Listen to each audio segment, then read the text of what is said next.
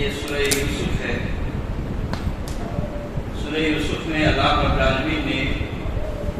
حضرت یوسف علیہ السلام کا تذکرہ فرمایا ہے، اور اس میں اس واقعے کے اندر بہت ساری مفید باتیں ہیں جس سے سبق آموز واقعہ کو جو اللہ رب العالمین نے بیان کیا ہے، اس کے اندر ہمارے لیے بہت ساری عبرتیں اور نصیحتیں ہیں۔ اللہ رب العالمین نے فرمایا اذ قال یوسف لأبیہ یا ابت انی رأیت احد عشر کوکبا والشمس والقمر رأیتهم لی ساجدین۔ اور یاد کرو اس وقت کو جبکہ یوسف علیہ السلام نے اپنے باپ سے کہا کہ اے میرے ابو جان، میں نے 11 ستارے کو اور سورج اور چاند کو اس حالت میں پایا ہے، میں نے خواب میں دیکھا ہے کہ وہ مجھے سجدہ کرے۔ تو حضرت یوسف علیہ السلام نے یہ خواب دیکھا تھا جو اپنے باپ کے یہاں بیان کر رہے ہیں، اور اس سے مراد کیا ہے؟ 11 ستارے سے مراد ان کے بھائی ہیں، اور سورج اور چاند سے مراد ان کے ماں باپ ہیں۔ سورج سے مراد والد محترم ہیں، اور چاند سے مراد والدہ محترمہ یعنی ماں۔ سورج اور چاند سے ماں باپ کو اللہ رب العالمین نے تشبیہ دی ہے۔ اس سے یہ معلوم ہوتا ہے کہ جس طریقے سے سورج اور چاند کا مقام ہے، اسی طریقے سے ماں باپ کا بھی بہت اونچا مقام ہے۔ اسی طریقے سے دوسری بات یہ بھی معلوم ہوتی ہے کہ سورج جس طریقے سے گرم ہوتا ہے اور چاند ٹھنڈا ہوتا ہے، اسی طریقے سے باپ جو ہوتا ہے ذرا سخت مزاج کا ہوتا ہے ماں کے مقابلے میں، اور ماں کو بالکل نرم رہنا چاہیے اپنے اولاد کے تئیں۔ اسی طریقے سے سورج اور چاند سے جو اللہ رب العالمین نے ماں باپ کو تشبیہ دی ہے، اس سے یہ معلوم ہوتا ہے کہ سورج اور چاند جس طریقے سے وہ اپنے اپنے مداروں میں گھومتے ہیں اور ان کے اندر کسی طرح کی بالکل سارا نظام ایک اللہ رب العالمین کے فضل و کرم سے بہترین طریقے سے چلتا ہے، اسی طریقے سے اگر ماں باپ اپنی ذمہ داری کو صحیح طریقے سے نبھائیں تو ایک تو یہ کہ آپس میں بھی جھگڑے وغیرہ بہت کم ہوں گے، اور ساتھ ہی ساتھ اپنے گھر کا ماحول بھی بہت اچھا رہے گا، اور اس طریقے سے ماحول معاشرے بھی بہت اچھے رہیں گے۔ اس کے بعد اللہ رب العالمین نے اس بات کو بیان کیا ہے، یعنی حضرت یوسف علیہ السلام کے واقعے کو بڑی تفصیل کے ساتھ بیان کیا ہے، مگر ہم شارٹ طریقے سے جانیں گے اور اس میں کیا عبرتیں اور نصیحتیں ہمارے لیے رکھی گئی ہیں ان چیزوں کو جانیں گے۔ یوں تو حضرت یوسف علیہ السلام کا تذکرہ آپ نے کئی بار سنا ہوگا۔ حضرت یوسف علیہ السلام کنعان شہر میں اپنے باپ جو کہ ایک نبی تھے یعقوب علیہ السلام، ان کے یہاں پیدا ہوئے۔ حضرت یوسف علیہ السلام کے 11 بھائی تھے جو 10 کے 10 ایک ماں سے تھے، اور حضرت یوسف علیہ السلام اور ان کے ایک دوسرے بھائی بنیامین نام تھا، وہ دوسری ماں سے تھے۔ اللہ کے نبی حضرت یعقوب علیہ السلام حضرت یوسف علیہ السلام سے بے حد محبت رکھتے تھے، اور اس وجہ سے جو دیگر بھائی تھے اور بڑے بڑے تھے وہ کام کاج کرتے تھے، شکار وغیرہ کرتے تھے، وہ ان کو حسد ہوا کرتا تھا کہ ہم لوگوں سے زیادہ ابو کو محبت ہونی چاہیے، جبکہ یوسف علیہ السلام کو ہمارے ابو زیادہ پسند کرتے ہیں اور ان سے محبت کرتے ہیں، ان کو ایک پل کے لیے بھی اپنے سے یہاں دور نہیں رکھتے۔ پھر انہوں نے ایک پلاننگ بنائی، اور پلاننگ کے تحت ان کو کنویں میں ڈال دیا، اور کچھ مسافر آئے اور کنویں میں ان کو پانی کی ضرورت تھی، اپنا بالٹی اپنے بیکٹ اس کے اندر ڈالا، اور جیسے اٹھائے تو وہ بچہ یعنی حضرت یوسف علیہ السلام بھی نکلے، اور اس طریقے سے وہ لوگ لے کر کے چلے اور مصر کے بازار میں ان کو فروخت کر دیا، بیچ دیا، اور خریدنے والے عزیز مصر تھے، انہوں نے خریدا حضرت یوسف علیہ السلام کو اور اپنے گھر لے کر کے گئے اور اپنی بیوی کو کہا کہ قریب ہے کہ اس سے ہمیں بہت فائدہ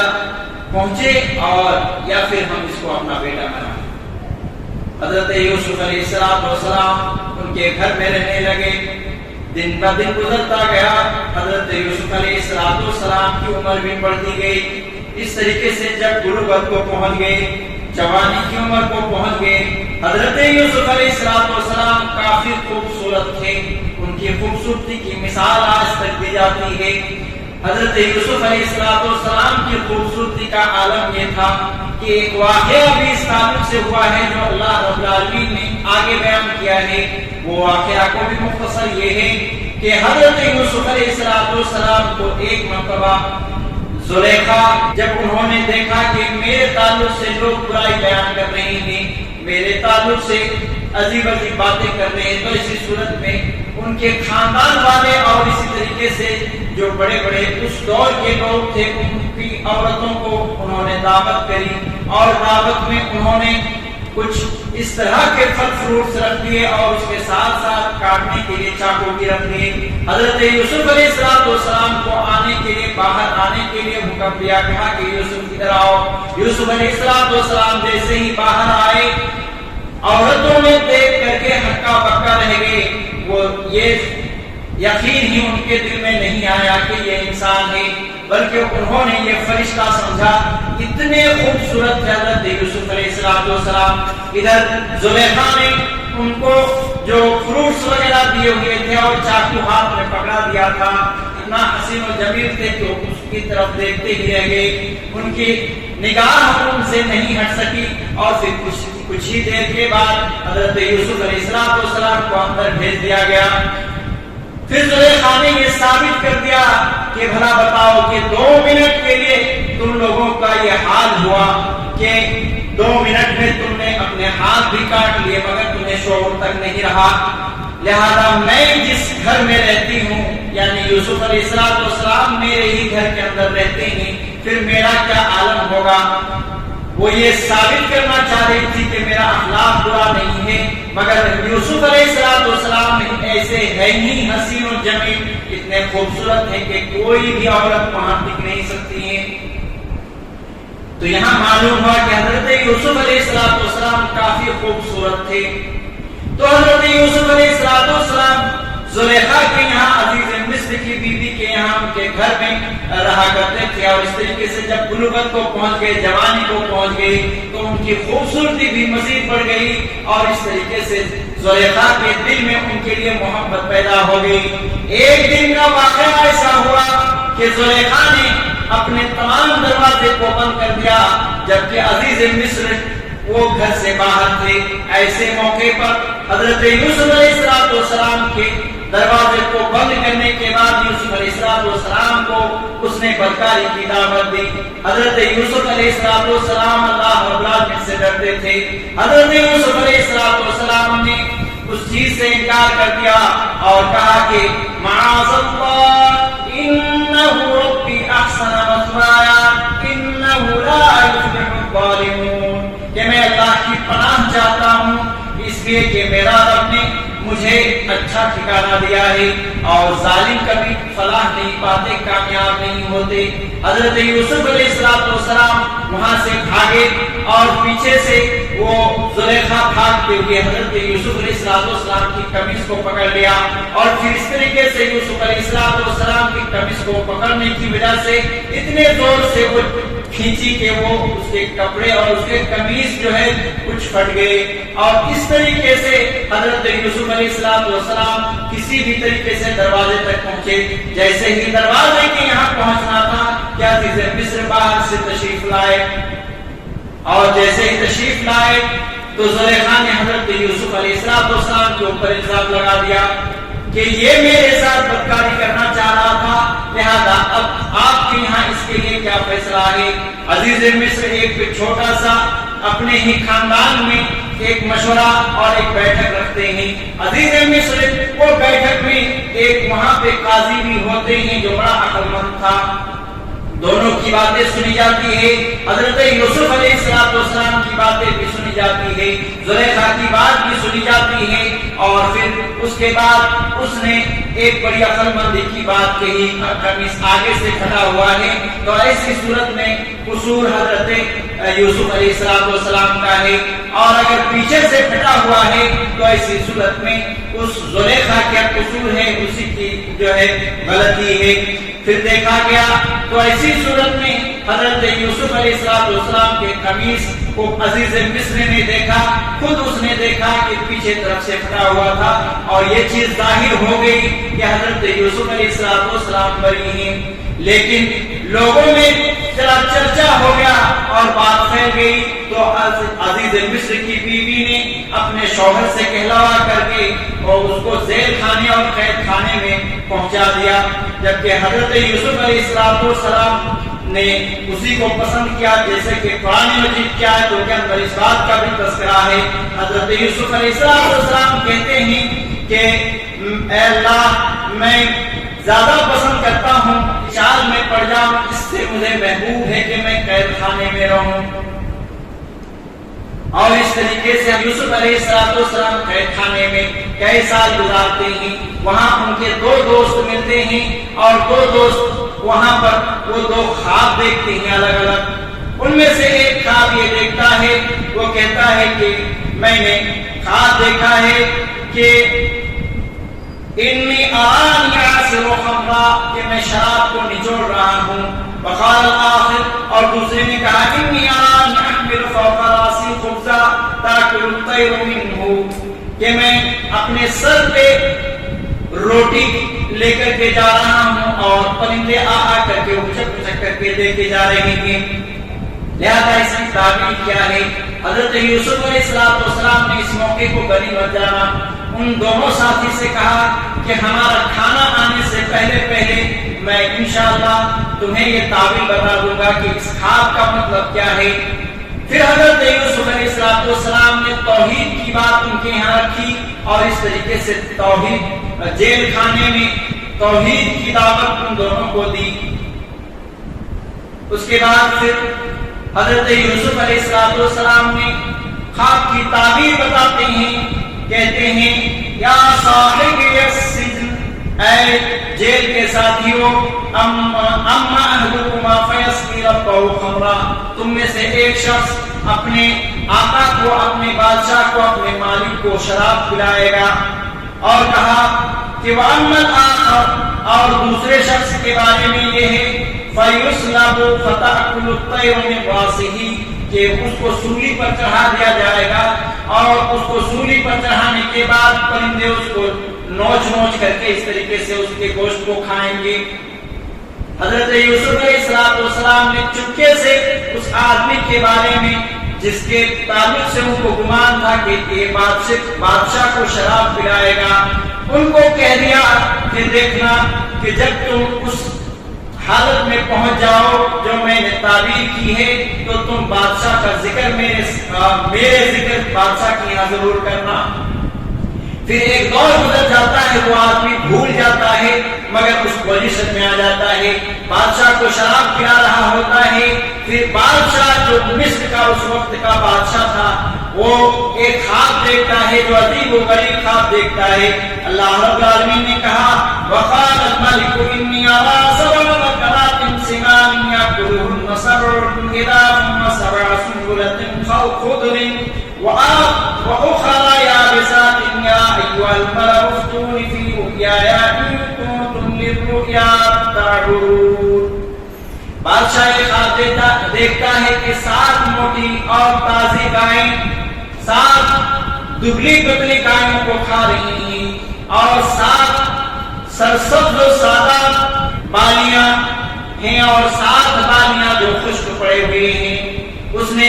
اپنے یہاں لوگوں کو پوچھا کہ اس کی تعبیر بتاؤ اگر تم جانتے ہو۔ اس وقت شراب پلانے والا جو بادشاہ کو شراب پلاتا تھا اور حضرت یوسف علیہ السلام نے ان کو تعبیر بتائی تھی، اس شخص کو یاد آ جاتا ہے کہ یوسف تو تعبیر بتانا جانتا تھا۔ لہذا بادشاہ کے یہاں یوسف علیہ السلام کیا ذکر کرتا ہے کہ ایک آدمی ہے جو قید خانے میں ہے اور وہ تعبیر کو جانتا ہے، مجھے امید ہے کہ صحیح جواب دے دے گا۔ جبکہ بادشاہ نے جب ان لوگوں کو پوچھا تو اسی صورت میں ان لوگوں نے بتایا کہ یہ کوئی خواب کی تعبیر امید نہیں ہے، یعنی وہ لوگ خود بھی نہیں جانتے تھے، اور اس طریقے سے اس اچھے خواب کو جو ہے اس طریقے سے بتا دیے۔ پھر وہ بادشاہ پہنچتا ہے کہ خیر خانے میں، اور خیر خانے میں حضرت یوسف علیہ السلام سے پوچھا جاتا ہے۔ حضرت یوسف علیہ السلام بتا دیتے ہیں کہ 7 سال ایسے آئیں گے کہ 7 سال میں تمہارے فصل اور کھیتی باڑی جو کچھ اناج وغیرہ تم بوتے ہو وہ خوب پھل دیں گے، مگر پھر اس کے بعد 7 سال آئیں گے جس میں کوئی پھل نہیں اگیں گے، قحط سالی کا زمانہ آئے گا۔ لہذا حضرت یوسف علیہ السلام نے اس وقت یہ ان کو مشورہ بھی دیتے ہیں کہ جتنے تمہارے کھانے کے مقدار میں تمہارے اناج ہو اتنے تو رکھ لینا، اور باقی کیا کرنا کہ باقیوں کو اپنے بالیوں ہی میں باقی رکھ دینا، اس میں وہ دیر پا رہیں گے۔ پھر وہ ایسا ہی کیا جاتا ہے، اور حضرت یوسف علیہ السلام انکار کر دیتے ہیں کہ میں یہاں سے نہیں جا سکتا جب تک کہ میں بری نہ ہو جاؤں۔ پھر حضرت یوسف علیہ السلام کو بری کرنے کے لیے بادشاہ اب ان عورتوں سے بھی بات کرتا ہے، اور پھر خاص طور سے زلیخا سے بھی بات کرتا ہے۔ پھر وہ بری کر دیتے ہیں۔ زلیخا خود کہتی ہیں کہ یوسف علیہ السلام کا کوئی قصور نہیں، کوئی غلطی ان کی نہیں ہے، اور کوئی گناہ آج تک ہم نے ان کے بارے میں نہیں سنا ہے، نہیں جانا ہے۔ لہذا اس طریقے سے جب بات آ جاتی ہے تو بادشاہ پھر ان کو بری کرنے کے بعد حضرت یوسف علیہ السلام کو لے جاتے ہیں، اور حضرت یوسف علیہ السلام کہتے ہیں قال جعلنی علی خزائن الارض، کہ مجھے زمین کے خزانوں میں اس کا مالک بنا دیجئے۔ انی حفیظ علیم، میں حفاظت کرنے والا ہوں، اور میں اچھی طریقے سے اس چیز کو کس طریقے سے مینٹیننس کرنا ہے وہ ساری چیزوں کا علم ہے مجھے۔ معلوم ہوا کہ اگر انسان کے اندر کیا ہو، انسان کے اندر اپنی صلاحیت ہو کسی چیز کے اندر، تو ایسی صورت میں وہ خود بول سکتا ہے کہ میرے اندر یہ صلاحیت ہے، لہذا مجھے یہ پوسٹ ملنا چاہیے، یہ عہدہ مجھے ملنا چاہیے، اس طرح کی باتیں۔ لہذا حضرت یوسف علیہ السلام کو یہ چیز دے دی گئی، اور اس طریقے سے وہ عزیز مصر بن گئے۔ تو یہاں پر ہم جو سب سے بڑی چیز سبق آموز باتیں ہیں وہ یہ ہیں کہ حضرت یوسف علیہ السلام کی زندگی کو دیکھیں کہ کس موقع میں اللہ رب العالمین کی طرف سے ان کے اوپر آزمائش آئی، کہ زلیخا کی طرف سے کئی چالیں چلی گئی، لیکن حضرت یوسف علیہ السلام کا تقویٰ تھا کہ اس کو گناہ سے روکے ہوئے تھے۔ پہلی چیز یہاں پہ غور کرنے کی ہے کہ زلیخا اس کی مالک تھی، اور یوسف علیہ السلام کے غلام کی حیثیت تھی۔ اب غلام کی حیثیت ہونے کے باوجود انہوں نے، اب دیکھیں ایک مالک اگر غلام کو کہے کوئی بات اور وہ ٹال دے، یہ ذرا ناممکن سی بات ہے، اس کے باوجود حضرت یوسف علیہ السلام اس گناہ سے بچے رہے۔ دوسری بات یہ کہ وہاں پہ عزیز مصر بھی نہیں تھے، اور دروازہ سارے بند کر کے کوئی نہیں تھی، خلوت پسندی میں یہ چیز کی مطلب حرکتیں کی جا رہی تھی، اور زلیخا یہ چاہ رہی تھی کہ وہ میرے ساتھ بدکاری کریں، لیکن اس کے باوجود یوسف علیہ السلام محفوظ رہے۔ تیسری چیز یہاں غور کرنے کی ہے کہ زلیخا نے وہ یہ جو آفر ملا تھا ایک لڑکی، ایک عورت کی طرف سے ملا تھا، آدمی کو ایک اشارے کے لیے، آج ہمارے ایمان کا کیا کہنا، کسی عورت یا کسی لڑکی کی طرف سے اشارے میں جائیں تو اسی صورت میں بھاگتے ہیں، لیکن حضرت یوسف علیہ السلام کو اس طریقے سے آفر ملا کہ گھر کے اندر ہے، کوئی دیکھنے والا نہیں ہے، عزیز مصر باہر نہیں، اور عورت کی طرف سے خود آفر آ رہا ہے، لیکن حضرت یوسف علیہ السلام کو صرف اور صرف اللہ کے تقوی اور اللہ رب العالمین کے خوف اور ڈر میں روکا ہوا تھا۔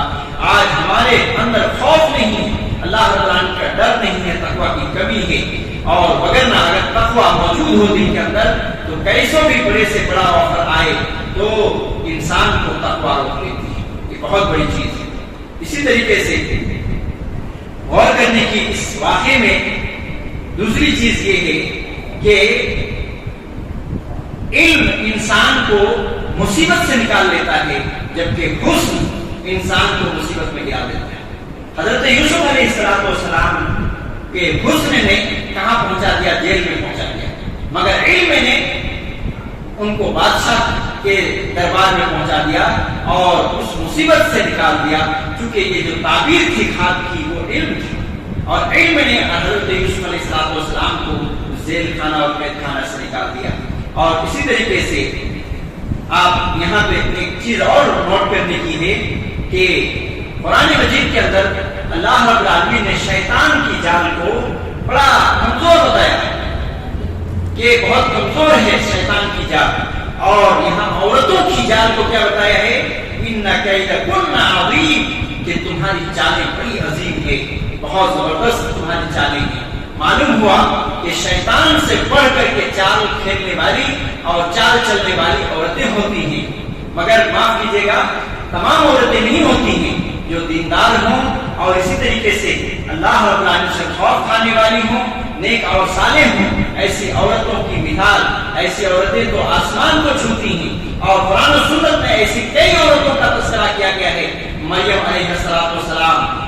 اسی طریقے سے آسیہ علیہ السلام، حضرت خدیجہ رضی اللہ عنہا، اور اسی طریقے سے حضرت عائشہ رضی اللہ عنہا امہات المومنین، اور اس طرح کی کئی عورتیں ہیں جو آسمان کے بھی اونچے درجے رکھتی ہیں۔ تو معلوم ہوتا ہے کہ نیک اور صالح ہوں تو اسی صورت میں ان کے بارے میں نہیں کہا جا سکتا، مگر جن کے دل میں تقویٰ نہیں، جن کے نیک اور صالح کی جو صفتیں نہیں، تو ایسی عورتوں کی چالیں شیطان سے بھی بڑھ کر کے ہوتی ہیں۔ اور اس کے علاوہ بھی بہت ساری عبرتیں اور نصیحتیں اس کے اندر رکھی گئی ہیں۔ اللہ رب العالمین سے دعا ہے کہ اللہ رب العالمین ہمیں سے اس کے ساتھ نیک اعمال کی توفیق دے، عبرتوں اور نصیحتوں کو اپنی زندگی میں لانے کے اللہ رب العالمین توفیق دے۔ اسی طریقے سے اللہ رب العالمین ہم سب کو اس ماہ رمضان کے مقدس مہینے کی فضل و کرم سے اللہ رب العالمین خوب خوب نوازے، اور اللہ رب العالمین ہمیں اس بات کی توفیق دے کہ اس مہینے میں ہم اپنے گناہوں کی مغفرت کرا سکیں اور اس طریقے سے اللہ رب العالمین کی جنت کا مستحق بن سکیں۔ آمین و صلی اللہ علیہ محمد وعلی آلہ وصحبہ اجمعین۔